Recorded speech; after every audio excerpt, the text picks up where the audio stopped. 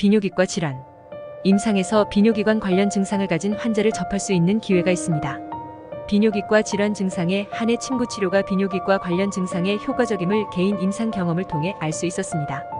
방광질환과 관련된 자료를 취합 정리한 내용을 소개해드리면 다음과 같습니다. 방광질환에 사용할 수 있는 동시침 치료열은 다음과 같습니다. 부과 환소 목부 해표 대돈 마금수 막회수 신관부류. 비뇨기과에 관련된 사암침의 치료열은 다음과 같습니다.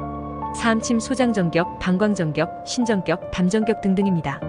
사암침 소장정격을 사용하는 경우는 다음과 같습니다. 소변 분리는 소장의 비별 청탁 작용에 이상이 생길 경위 방광으로 정상적인 삼습 작용이 일어나지 않아서 배뇨 기능에 이상이 발생하여 생깁니다. 따라서 이러한 경우에는 사암침의 소장정격을 사용하여 치료할 수 있습니다. 소변 분리증이 허한증인 경우에도 소장정격을 응용할 수 있습니다. 소별 분리를 동반한 대변당설에 소장정격을 응용할 수 있습니다. 사암침 담정격을 사용하는 경우는 다음과 같습니다. 심어열자가 야뇨, 소변 빈삭한 이유는 화는 수를 용으로 하고 수의 제재를 받습니다.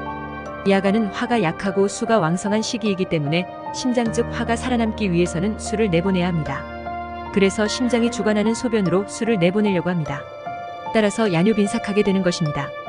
곧 야뇨 빈삭은 심화가 야간의 수를 못 이길 정도로 허약함을 나타내는 것입니다. 치법은 담정격이 가장 적절합니다. 화는 불타올라서는 안 되고 끊어지지 않게 은은해야 합니다. 얼굴이 붉어질 정도의 맹렬한 화의 상은 오히려 건강하지 않은 화를 나타내는 것입니다. 따라서 건강하지 못한 화를 물을 넣어 끄니 통곡 보협계 보의 의미와 상통합니다. 그러나 담정격 자체는 근본적으로 화해체가 되는 목이니 허화를 보충해준다고 말할 수 있을 것입니다. 심장허화가 가장 중요한 병인인지 아닌지를 판단하는 기준은 정신적 충격 유무, 상열감, 열감 각종 화 증상, 소변 빈삭, 야뇨, 다몽 등입니다. 사암침 방광안격을 사용하는 경우는 방광습열일 때 사용할 수 있습니다. 사암침 방광안격은 족통곡혈과 전곡혈을 보하고 양곡혈과 골륜혈을 사합니다. 사암침 방광열격을 사용하는 경우는 요실금 증상이 있는 경우입니다. 방광의 헌행은 방광걸약근 약화를 초래하여 요실금 증상을 발생시키기 때문입니다. 사암침 방광열격은 양곡혈과 골륜혈을 보하고 족통곡혈과 전곡혈을 사합니다. 비뇨기과 관련 증상에 사용할 수 있는 동시침법은 다음과 같습니다. 뇨이빈삭에 사용할 수 있는 동시침 치료열은 다음과 같습니다. 신관열, 해표목부열, 목부 은백막회수 열결, 오줌 소태 즉 금뇨 통뇨 잔뇨의 치료열은 다음과 같습니다. 양음능천열은 먼저 자침 후 족삼리열을 자침합니다.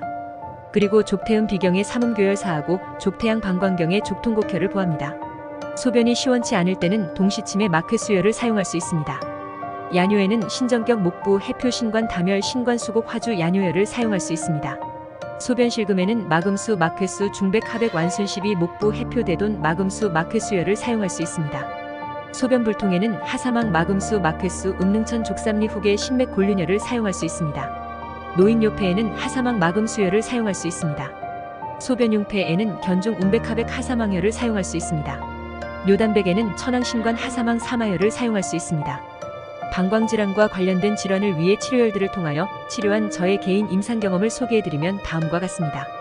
개인 임상의 첫 번째입니다. 한 백인 여성 환자의 근골격계 질환 치료가 잘 되어 환자의 언니를 소개했습니다. 토요일 백인 부부가 어린 아들을 데리고 내원했는데 누가 치료를 받을 것이냐고 질문하니 어린 아들을 가리키었습니다. 어린 아들 치료가 잘 되어서 어머니도 치료를 받고 싶다고 해서 치료를 시작하였습니다. 환자가 변이를 느끼면 참지를 못해서 낭패를 보는 경우가 많다고 하였습니다. 침구 치료를 통하여 치료를 해드려서 이제는 더 이상 낭패를 보는 일이 없다고 좋아하셨습니다. 임상의 두 번째는 다음과 같습니다. 한 백인 남성의 근골격계 질환 치료가 잘 되어 다른 환자를 소개해 주었습니다. 그래서 환자의 소개를 받은 다른 환자가 치료를 받으러 내원하였습니다. 환자는 소변 빈삭이 심하여 하루에 화장실을 빈번하게 가는데 심하면 하루에 10번 이상 화장실을 간다고 하였습니다. 그래서 침구 치료가 얼마나 효과적인지 알아보고 치료의 경과를 확인하기 위해 환자에게 객관적인 자료를 사용하여 측정할 수 있도록 다음과 같이 환자에게 요청하였습니다. 지금부터 하루에 화장실을 몇 번 가는지 종이에 적어서 치료받으러 올 때마다 그것을 가지고 오라고 하였습니다. 처음 몇 회 동안은 환자의 하루 소변 횟수가 거의 하루에 10번 정도였습니다. 하지만 계속하여 침구 치료를 거듭할수록 조금씩 소변 횟수가 개선되었습니다. 환자의 소변 횟수가 점점 개선되어 하루에 5회 이하로 줄어들었습니다. 그래서 침구 치료를 종료하였습니다. 임상 사례 세 번째입니다. 미국 항공사에서 근무하는 필리핀계 여자 항공 승무원의 치료 사례입니다. 환자는 여러 가지 복잡한 증상들이 있어서 처음 내원하였을 때 10개가 넘는 증상들을 호소하였습니다.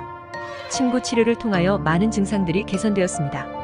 그래서 이번에는 환자의 비뇨기과 증상을 치료해달라고 부탁하였습니다. 환자는 조금만 뛰더라도 소변이 나와서 낭패를 보게 되어 항상 조심스럽다고 하였습니다. 그래서 환자의 소변 실금을 침구로 치료를 시작하였습니다. 환자의 소변 실금을 침구로 치료 후 환자가 이제는 뛰어도 더 이상 소변 실금이 없다고 좋아하셨습니다. 너무 소심하고 까다롭게 자신의 행동을 고민하지 말라. 모든 인생은 실험이다. 더 많이 실험할수록 더 나아진다. 랄프 왈도 에머슨